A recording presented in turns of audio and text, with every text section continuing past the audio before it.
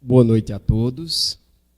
Que a graça e a paz do Senhor possa estar com cada um aqui essa noite. Meus queridos, para começarmos essa mensagem que dá continuidade à série chamada Crenças Destruidoras, certo? Eu gostaria de convidar você que trouxe sua Bíblia a abri-la em duas referências, tá certo?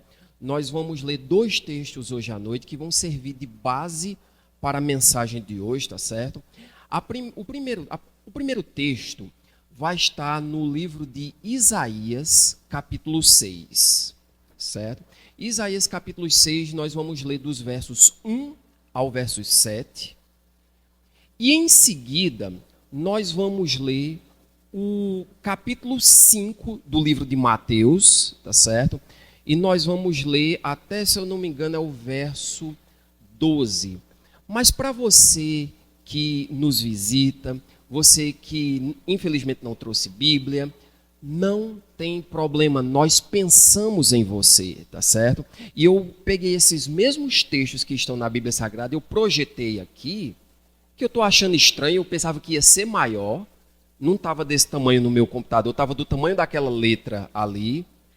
Então eu peço desculpas aos irmãos, eu não sabia que estava tão pequeno, certo? Mas não se preocupe, eu vou ler vou ler os textos para vocês, tá certo?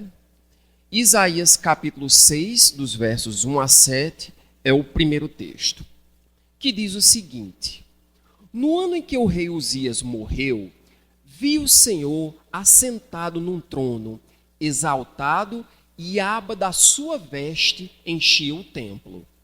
Acima dele estavam serafins.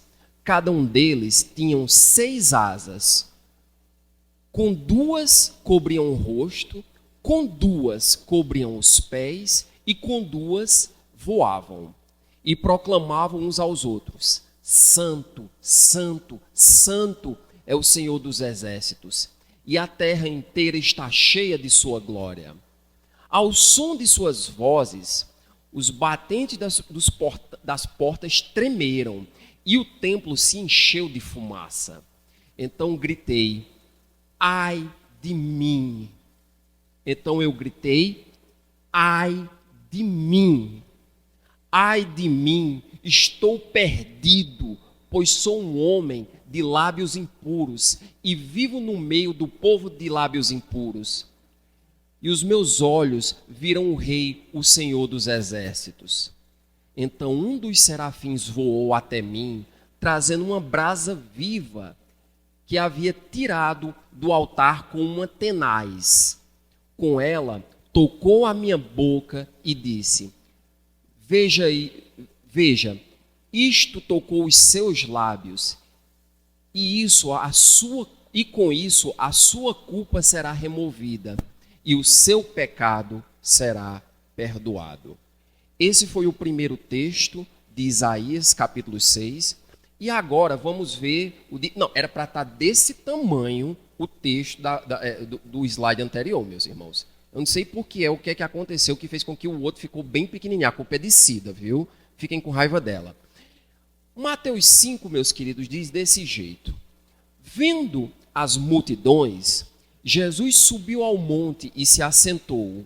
Seus discípulos aproximaram dele, e ele começou a ensiná-los, dizendo: Bem-aventurados os pobres de espírito. Eu vou dizer mais uma vez: Bem-aventurados os pobres de espírito, pois deles é o reino dos céus. Bem-aventurados que choram, porque serão consolados. Bem-aventurados os humildes, porque eles receberão a terra por herança. Bem-aventurados que têm fome e sede de justiça, pois serão satisfeitos. Bem-aventurados os misericordiosos, porque terão misericórdia. Bem-aventurados os puros de coração, pois verão a Deus. Bem-aventurados os pacificadores, pois serão chamados filhos de Deus. Bem-aventurados os perseguidos por causa da justiça, pois deles é o reino dos céus.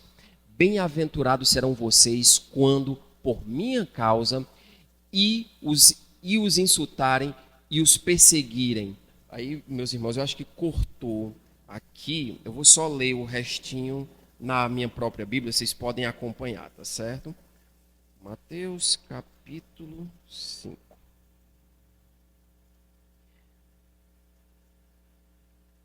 Bem-aventurados são vocês por minha causa os insultarem, os perseguirem e levantarem todo tipo de calúnia contra vocês. Alegrem-se e regozijem-se, porque grande é a sua recompensa nos céus, pois da mesma forma perseguiram os profetas que vieram antes de vocês. Essa é a palavra do Senhor, meus queridos.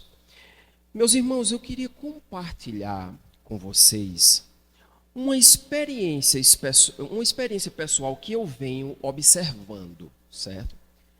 No meio do povo de Deus, existe uma quantidade absurda de irmãos que se consideram santos, iluminados, cheios do Espírito Santo, certo? Pelo simples fato de cumprirem alguns atos litúrgicos e sociais. Como assim, Jarbas? Eu não entendi não. Atos litúrgicos e sociais. Pois bem, é que tem gente, meus queridos, que se acha mais limpo, se acha mais puro e se acha inclusive no direito de repreender e criticar as outras, porque às vezes faz parte da igreja há muitos anos. Gente que se acha limpo por ser conhecido ou respeitado na comunidade. Gente que se acha santo por fazer parte de um determinado político ou de votar em determinado candidato. Certo? O problema, na verdade, já começa com o simples fato de alguém se achar mais espiritualizado do que outra. Só isso em si já é um contrassenso bíblico gigantesco, certo? Isso porque a verdadeira marca de um coração cheio do Espírito Santo não é nenhuma dessas virtudes, não é fazer parte da igreja há muito tempo, não é ser respeitado, não é votar em determinado candidato, não é nada disso. O que prova, o que mostra de forma definitiva uma vida cheia do Espírito Santo é o que está escrito lá no livro de Gálatas, capítulo 5, verso 22, que são o fruto do Espírito. Por favor, não confunda, meus queridos, não são os frutos, é um fruto só, certo? O fruto do Espírito é um só, que tem várias facetas, é por isso que eu gosto dessa imagem. É como se fosse assim, uma tangerina e cada um dos bagos fosse uma parte do todo, certo? Então nós temos, por exemplo, amor, humildade, paz, paciência, delicadeza, que também é chamado de amabilidade na Bíblia Sagrada, bondade, fidelidade, alegria, autocontrole, que também é chamado de domínio próprio, certo? O pessoal que tem as versões bíblicas mais antigas, é basicamente isso, certo? O que acontece é que a presença dessas virtudes na vida de uma pessoa, isso sim é um demonstrativo claro da presença do Espírito no coração da pessoa. Muito bem. E para que esse fruto possa desabrochar no coração de uma pessoa, é necessário que aconteça exatamente o que nós vimos no primeiro texto que nós, ou melhor, no primeiro não, nos dois, né? Nos dois textos bíblicos que nós vimos hoje. O nosso Senhor e Mestre Jesus Cristo, no seu sermão mais importante e mais profundo, olha, o Sermão da Montanha é o sermão mais importante e mais profundo de toda a história de Cristo aqui na Terra. E ele fala uma coisa que felizes, que a Bíblia também chama de bem-aventurados. Eu, sinceramente, eu não gosto muito de bem-aventurados porque tem gente que não entende o que significa isso. Bem-aventurados significa felizes. E diz que felizes são quem? São os... Bora, Cida. são os pobres de espírito e os humildes. Em primeiro lugar, meus queridos, o que significa ser pobre de espírito? Super simples. Ser pobre de espírito, existe uma definição mais bonitinha, né? Que é tipo de pobreza de espírito, é ter consciência da impossibilidade de autossuficiência para o ganho da salvação. Trocando em miúdos, explicando isso em termos leigos, é você ter consciência de que você é um nada, que você é um Zé Ninguém e que você, sozinho, pelos seus próprios méritos, não pode conquistar a sua salvação. Você não pode se salvar. Você, para conseguir a salvação eterna, a salvação celestial, você precisa de um Salvador. Basicamente é isso. E você tem que crer também em um ser supremo. Um ser supremo, meus queridos, que precede a existência do tempo, certo? Que precede a existência da matéria, que precede o surgimento do cosmos. E que esse ser supremo, esse ser todo-poderoso, em primeiro lugar, ele existe. E em segundo lugar, meus queridos, é ele quem é merecedor de toda honra, toda glória, todo louvor, toda devoção. É este ser supremo, certo? E o mais interessante é que este mesmo ser aparece aqui no livro de Isaías. Isaías, ele está, diz o texto, né, que nós acabamos de ler, que ele estava no templo. Aí, uma microfraçãozinha desse tamanho aparece ali naquele templo. E quando ele aparece os serafins, o templo se enche de fumaça. E quando Isaías se dá conta, quando ele vê aquilo ali, ele diz: ai de mim. Meus queridos, ele se dá conta de duas coisas. Ele se dá conta da grandeza, da majestade desse Deus tão grande que apareceu ali na frente dele, né? Que tem um pedacinho desse tamanho daquele Deus apareceu ali. Já foi o suficiente para ele ficar abestalhado. Ele é abismado com a presença daquele Deus. E, em segundo lugar, ele percebe também a sua indignidade de estar ali no meio daquela situação. Ele percebe a sua insignificância.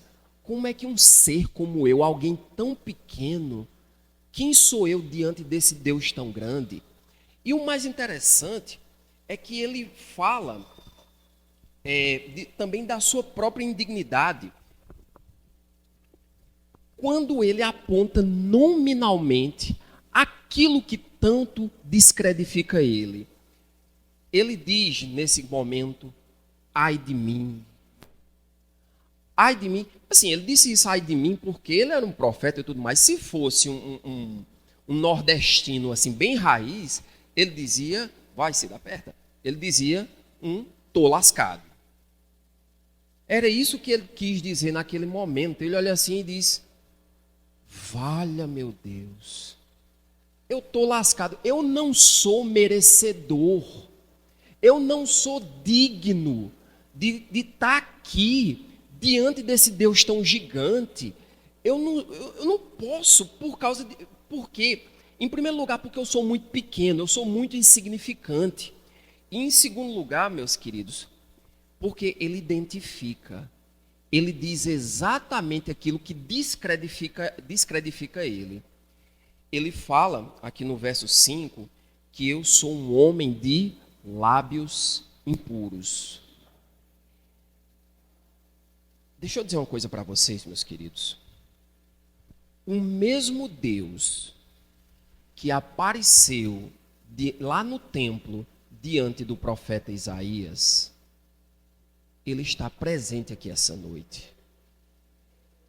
A sua presença aqui é real. Ele está aqui E isso me faz querer te perguntar uma coisa. Como é que você se sente?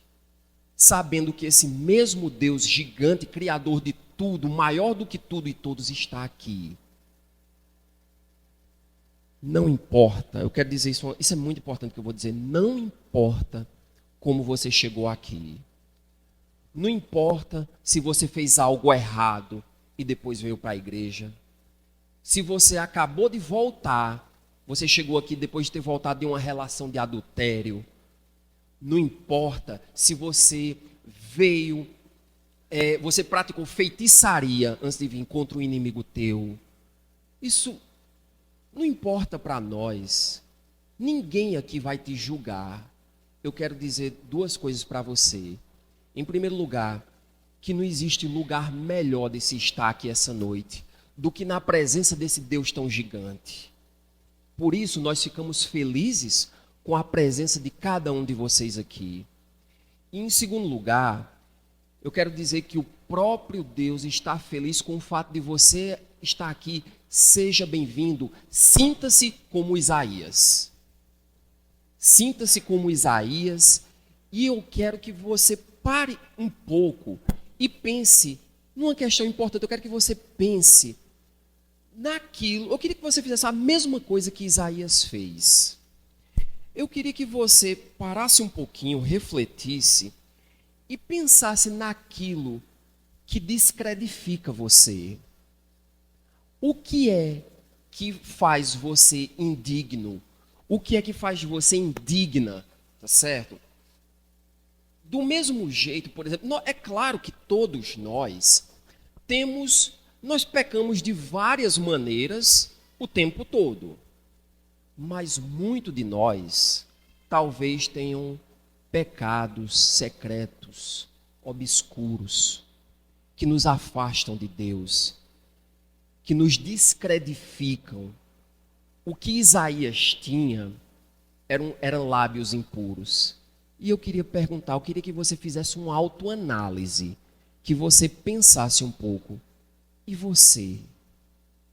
O que é que lhe descredifica diante de Deus? Certo?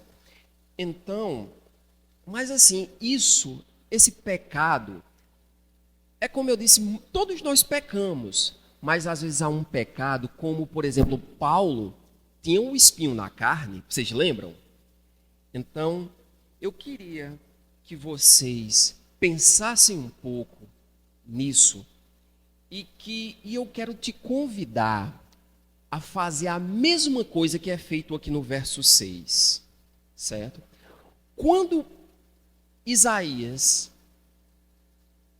abre o coração e diz a Deus, eu não posso estar aqui, eu estou lascado, ai de mim, vala meu Jesus, eu sou um homem de lábios impuros, eu não posso estar aqui, eu sou indigno, certo? Então o que é que aconteceu nesse momento? Um dos serafins que voavam, esses serafins que eu acho massa até as figuras dos serafins, eles têm 6 asas, 2 cobrem o rosto, 2 os pés, e com 2 eles voam, umas gravuras interessantes. Aí um deles vai até o altar, que aparece assim, Deus está no trono, aí tem o altar. Aí ele pega uma tenaz é como se fosse um alicate, sabe, meus queridos, um alicate assim grande. Com a tenaz ele pega uma brasa do altar, vai até Isaías, toca nos lábios dele e toda impureza é cauterizada.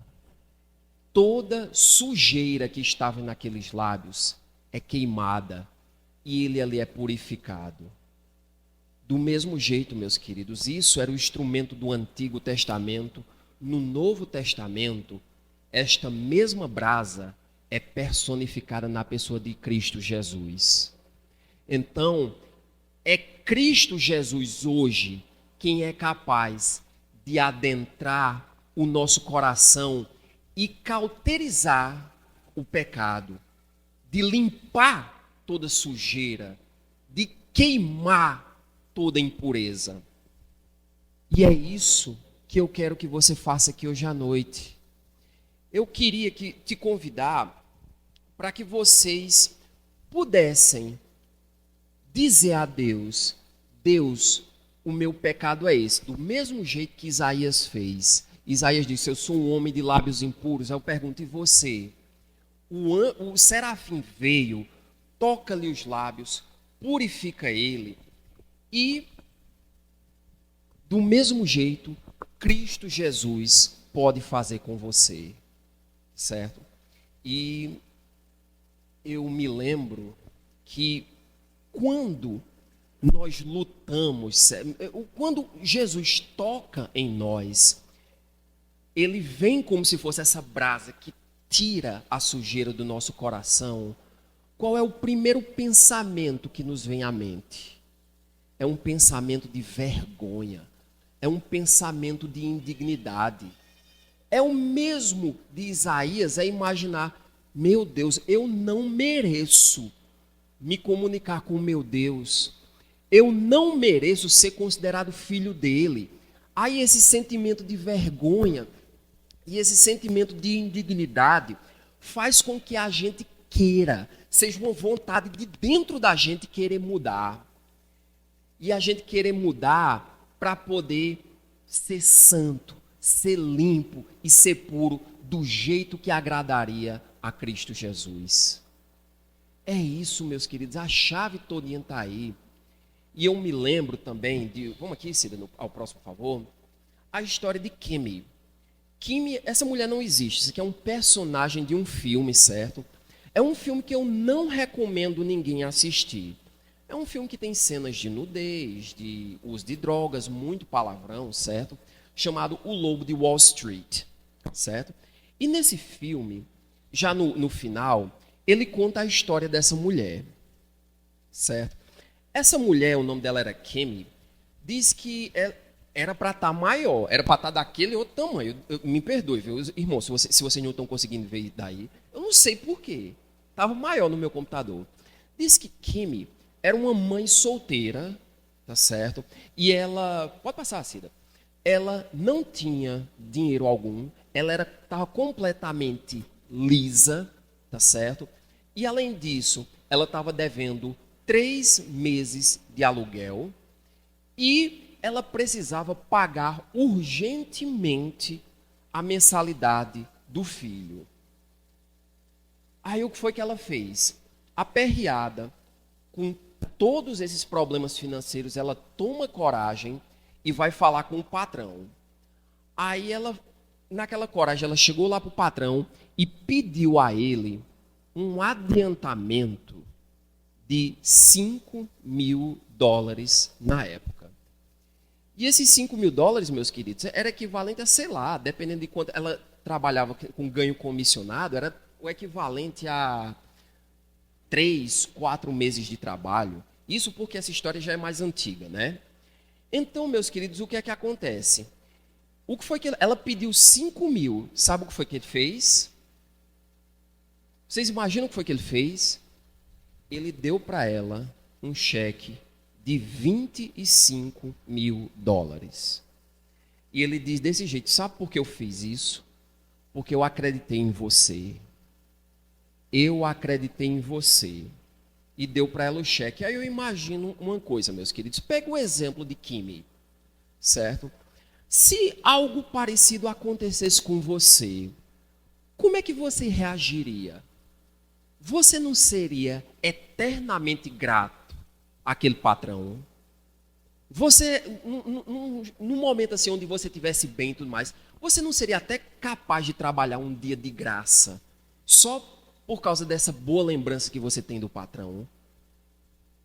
Ele foi tão bom com ela e com tanta gratidão que ela tinha no coração, eles trabalhavam no escritório de broker, né, que comprava e vendia ações para a Bolsa de Valores. Aí o que é que acontecia? Ela fazia questão de trabalhar bem muito, de vender muitas ações para que ele enricasse, sabe? Porque é claro que... Perdão. É claro que ela trabalhando muito, ela ia ganhar dinheiro. Mas é claro que a gente que trabalha, tem um patrão e tudo mais, a gente sabe que a gente trabalha, mas na verdade, assim, quem ganha muito mesmo é o patrão. Mas ela fazia questão de trabalhar muito para ele enricar, porque ela tinha essa dívida de gratidão com ele. Ela trabalhava para... E ele enricava. Tem gente que franze assim a sobrancelha, sabe, meus irmãos? E diz, eu trabalho que só a peste, e só quem ganha dinheiro é esse homem, apontando para o patrão. Eu estou cansado disso, eu quero um dia trabalhar para mim, enfim. Ela era diferente. O fato dele estar ganhando muito dinheiro alegrava ela, porque ela sabia que ele era bom. E até assim, a gente nem discute assim, eu não recomendo que você assista o filme, mas ela, nesse momento aí, já era milionária também, tá certo? Aí, meus queridos, eu digo uma coisa, algo bem parecido já foi feito com você. Você recebeu a salvação eterna. Se por um acaso você já recebeu Jesus Cristo como Senhor e Salvador da sua vida, você vai para a mansão celestial um dia. E isso é melhor do que qualquer tesouro da terra. Seus pecados foram perdoados, a tua salvação está garantida. Então, isso é muito mais do que os 25 mil dólares. Aí a pergunta que eu faço aqui é, você, quando faz esses atos de generosidade, que são o tema da pregação hoje à noite, você faz porque você quer barganhar com Deus, dizer o seguinte, olha Deus, eu mereço a salvação porque eu levei sopão para os pobres, eu comprei uma feirinha e dei para uma família necessitada, eu ajudei no mutirão que teve ali das pessoas assim que não tinham roupa, eu ajudei a coletar doações e roupas e tudo mais. Mereço a salvação por isso, viu? Se você pensa dessa forma, eu quero dizer que isso nem de longe é pobreza de espírito. Por quê? Porque você está pensando que pode comprar sua salvação. Você pensa que pode comprar sua salvação com atos de generosidade. Com atos bondosos, você vai ganhar sua salvação. E eu quero dizer que é justamente o contrário. Você que já recebeu sua salvação, você deve se sentir tão feliz e tão grato que você trabalha para as outras pessoas como reflexo da alegria que você tem do mesmo jeito que Kemi fazia para o patrão dela. Entenderam essa diferença, meus queridos? Não é eu vou fazer bons atos e eu vou receber a salvação. É o contrário. Eu recebi a salvação, eu estou tão feliz e tão grato que vou fazer agora bons atos, obedecendo àquilo que o meu Deus, que o meu Senhor mandou. Essa é a lógica.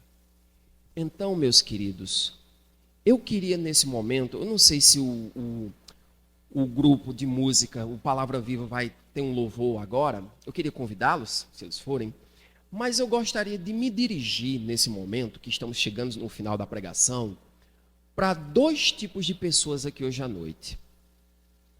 Eu gostaria de falar com você que já tem uma caminhada com Cristo, você que é da igreja, você que participa da nossa comunidade ou de outra comunidade há algum tempo, certo? Eu quero dizer, mas apesar de você participar da nossa comunidade, já ter uma caminhada com Cristo, você sente que a aliança quebrou, que a caminhada esmoreceu. Eu quero dizer para você, eu quero te fazer um convite.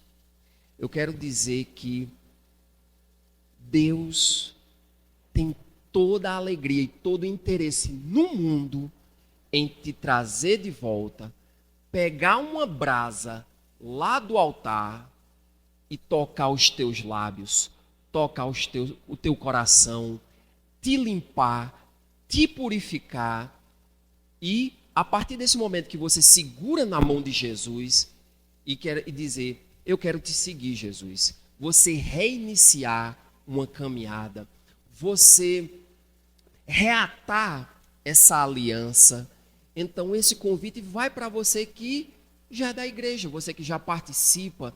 eu quero te convidar a reatar a aliança com Cristo, com refazer a aliança que um dia foi quebrada.